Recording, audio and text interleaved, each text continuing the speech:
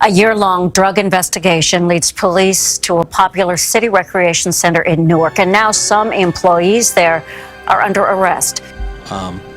We're announcing charges against 18 members and associates of the G-Shine set of the Blood Street Gang. The sad part about it is some of the employees of the Rotunda Recreation Center in Newark were arrested as part of this takedown. Looks like the gang that was dealing these drugs were dealing it not only out on the streets but also through this rec center, which is obviously something that was put together by the city of Newark to help kids, someplace where they could go, where they could swim, where they host events for children and families in need. They have a youth boxing academy and a chess program, and unfortunately some people took advantage of their positions, and we believe the evidence will show that they were dealing drugs at that facility as well. Arthur Hardy is the director of the Rotunda Recreation and Wellness Center. They deliver the narcotics either personally or through drug runners. Both suppliers have also been charged as part of this investigation. As I mentioned previously, these gang members used the Rotunda Recreation and Wellness Center.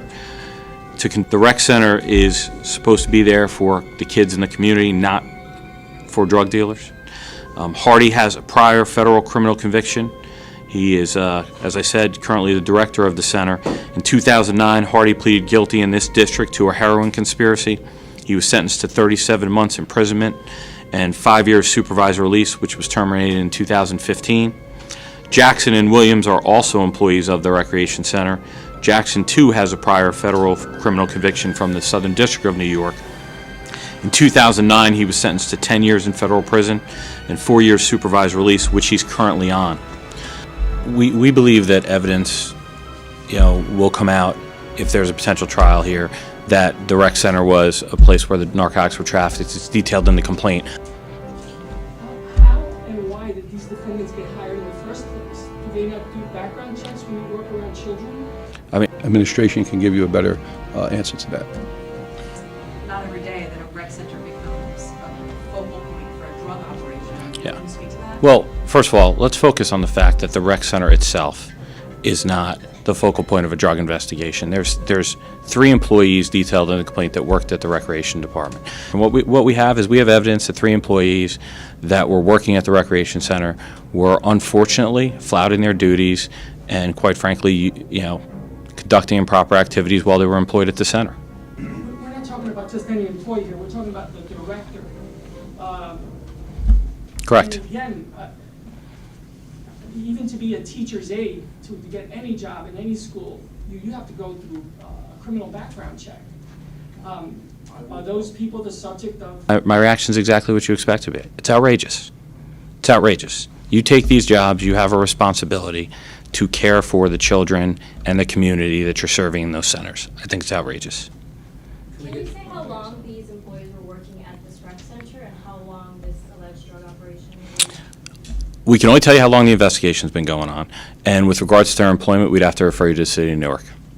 Can we get Director Ambrose's reaction to this? Sure. In addition, because obviously you've been in the city a long time, and how does this make you feel? I think that, to echo what the U.S. Attorney said, that it sickens you that you see people that were given a job on a seasonal basis that maybe made a mistake in the past and were given a pass to come to a job and engaged in criminal activity.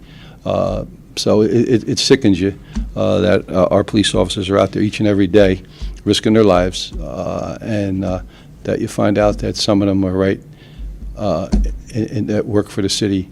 But the majority of the city employees are hard-working city employees, and you always have a few bad apples in the group.